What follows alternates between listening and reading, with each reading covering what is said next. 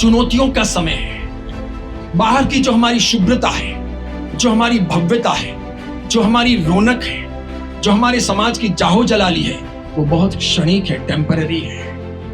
ये हमारी गाड़ियां, हमारे मकान, हमारी खूबसूरती, हमारे अच्छे कपड़े, हमारी जाहो जलाली, हमारे बड़े बड़े उत्सव महोत्सव, हमारी शादियां, हमारे बड़े बड़े अनुष्ठान, हमारे इवेंट, अलग अलग हमारे बड़े बड़े चतुर्मास, फिर एब्रोड घूमने जाना, पैसों को पानी की तरफ बहाना, ये सब अब चंद दिनों का खेल बचा है।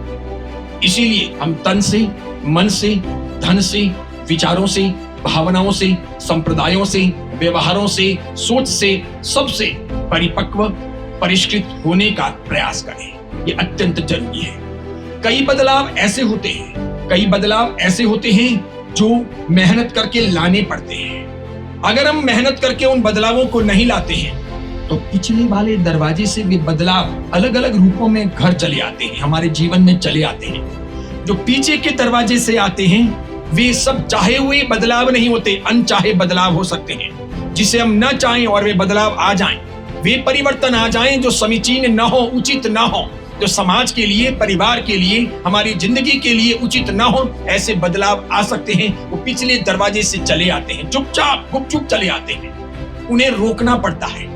वैसी सजगता हमें रखनी पड़ती है। ज्ञानियों के शरणों में बैठना और उसके बाद में बैठ करके विद्याभ्यास करना, ज्ञानार्जन करना, प्रवचन सुनना, अच्छी पढ़ाई करना, सोचना, समझना, समय समय पर समाज की मीटिंग बुलाना, सब इकट्ठे होना, चिंतन मंथन करना, इधर उधर की ना करना, टांग खिंचाई ना करना, तेरी मेरी ना करना, बदलते हुए समाज के परिवेश को देखना, जो जरूरी है वो बदलाव लाना और जो जरूरी नहीं है उन बदलावों को नहीं आने देना बहुत आवश्यक है।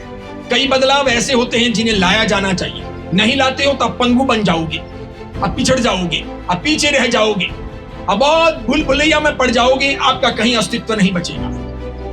अपने यहाँ पर आराधना और प्रभावना को बहुत महत्व दिया गया, प्रसार प्रचार को बहुत महत्व नहीं दिया गया। अपने सामने 3-4 धर्म ऐसे हैं, संप्रदाय तो अनेक हैं, जिन लोगों ने प्रसार प्रचार की डगर अपना ली। उन्होंने बहुत बड़ी मात्रा में पैसा लगाया, प्रचारक लगाए, एडवर्टाइजिंग की, बहुत विज्ञापन हुआ, लोग उसे आकर्षित होने लगे। इसी प्रकार प्रसार प्रचार के युग के अंदर कई सारे परिवर्तन अनचाहे अपने समाज में चले आए।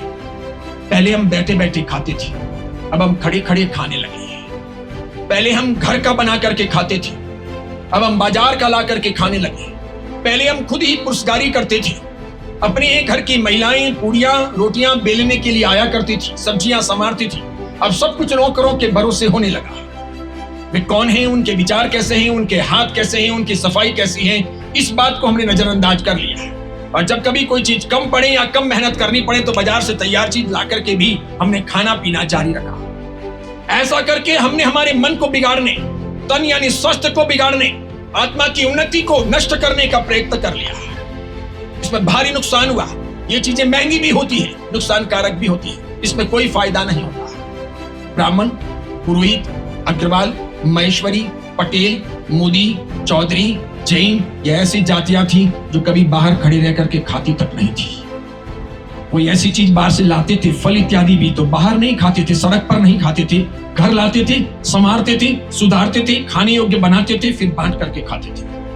अब तो खाते हैं बाहर, जाते हैं घर में, यानी बाहर खा के गंदगी घर ले आते हैं। पहले खाते थे घर में, जाते थे बाहर।